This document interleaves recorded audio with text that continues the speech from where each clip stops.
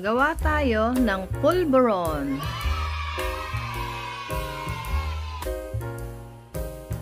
Ito ang ating mga kailangan para sa gagawin nating pulveron. All-purpose flour, powdered milk, butter, ating cookies at ang ating pinipig. At syempre ang ating cellophane na gagamitin natin mamaya para sa pagbalot sa ating pulveron. Una nating gawin, lutuin natin yung ating all-purpose flour. Kailangan ay nasa mahinang apoy lamang para hindi masunog yung ating all-purpose flour.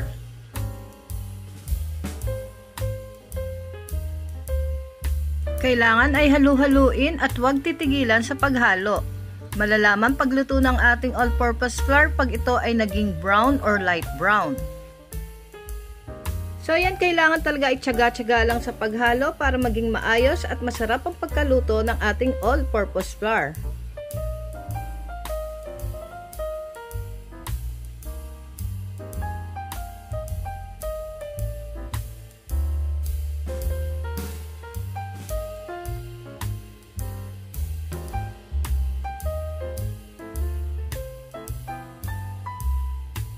Minutes later. After 20 minutes, nag-iba na yung kulay ng ating all-purpose flour. Nag-light brown na. So, ibig sabihin, luto na yan, guys. Kaya, isara na natin yung ating kalan at ihalo na natin yung iba nating ingredients. Ito na yung ating all-purpose flour na naluto na. Hindi ko na isasalin sa ibang lagayan. Dito ko na rin ilalagay yung ating mga ibang ingredients na gagamitin para sa ating gagawing pulveron. Ihalo na natin yung ating sugar. Next natin yung ating powdered milk. Yan, halo-halo lang.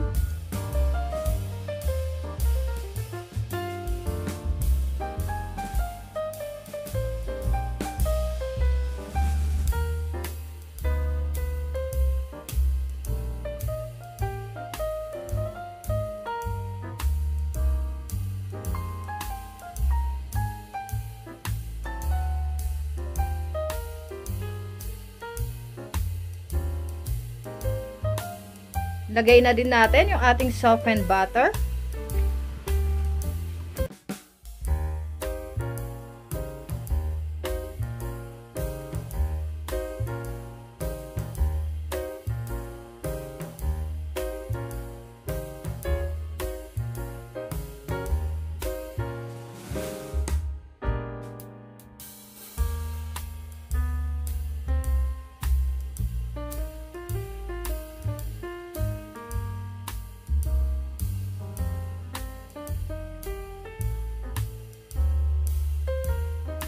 A few moments later. So, ayan, nahalo na nating mabuti. Okay na yan. So, ayan, nahatiin ko lang siya sa tatlo. Salin natin sa tatlong lagayan. Tatlong klaseng gagawin nating pulveron. Isang plain at yung may cookies and cream. At yung isa naman ay may pinipig. Ito yung ating plain.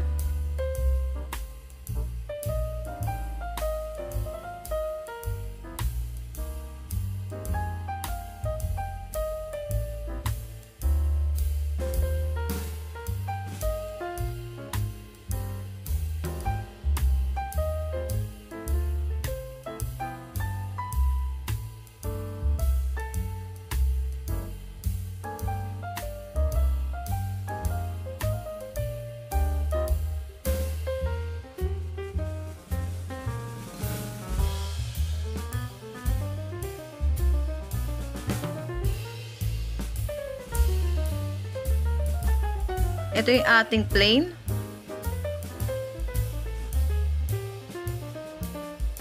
At ito naman yung gagawin nating merong pinipig, kaya lagay natin yung pinipig. So ayan, halu-haluin lang natin.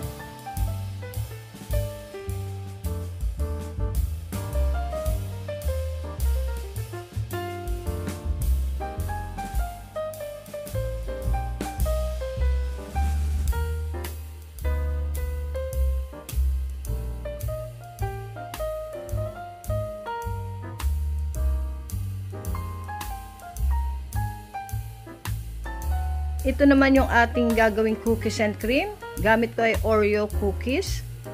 So, yan, nilagay ko lang sa isang plastic at ating dudurugin para maging crushed cookies.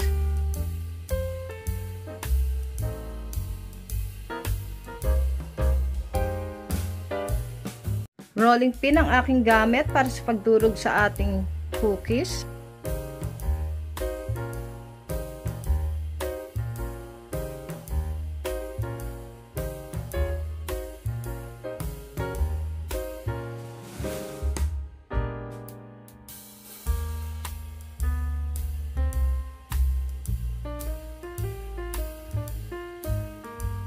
Okay na yung ating crushed cookies. So, ihalo na natin sa ating gagawing pulburon. Okay, ito yung ating plain pulburon. Ito yung may pinipig. At ito naman yung ating cookies and cream. Yan, ihalo na natin.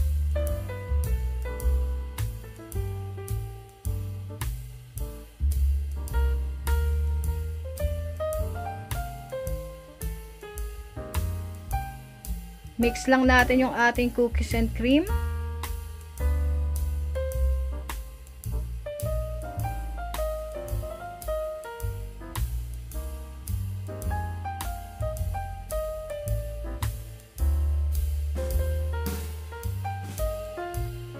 Next natin gawin, i-mold na natin ang ating pulburon.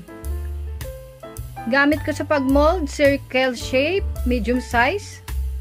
And niready ko na rin yung ating cellophane para sa pagbalot sa ating pulburon. Umpisahan natin sa plain pulburon. Yan, diinan lang. Next naman yung ating pulburon na merong pinipig. Yan guys, diinan lang.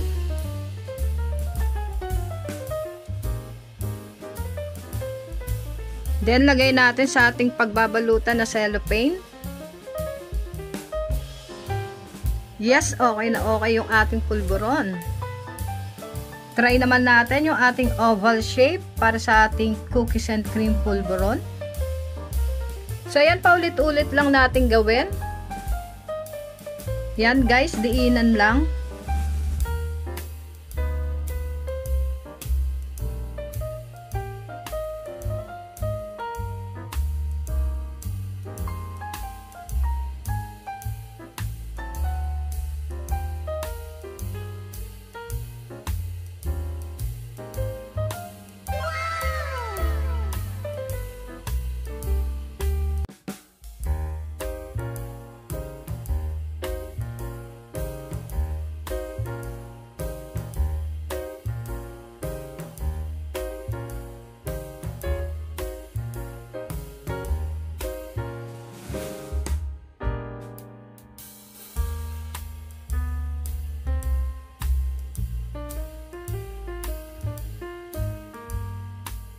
Next natin, ibalot na natin yung ating pulburon.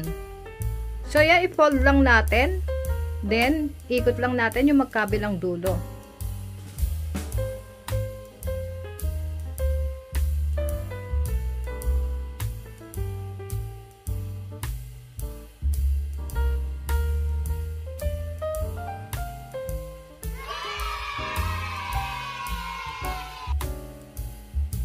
Paulit-ulit lang natin gawin.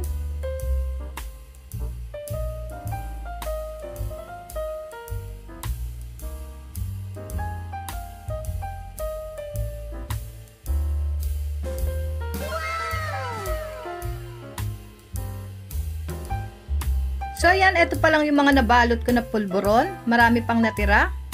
Tutuloy ko yung pagbalot maya-maya. Talaga namang napakasarap ng ating pulburon. At syempre, mas masarap kung palalamigin natin sa loob ng refrigerator ang ating pulburon.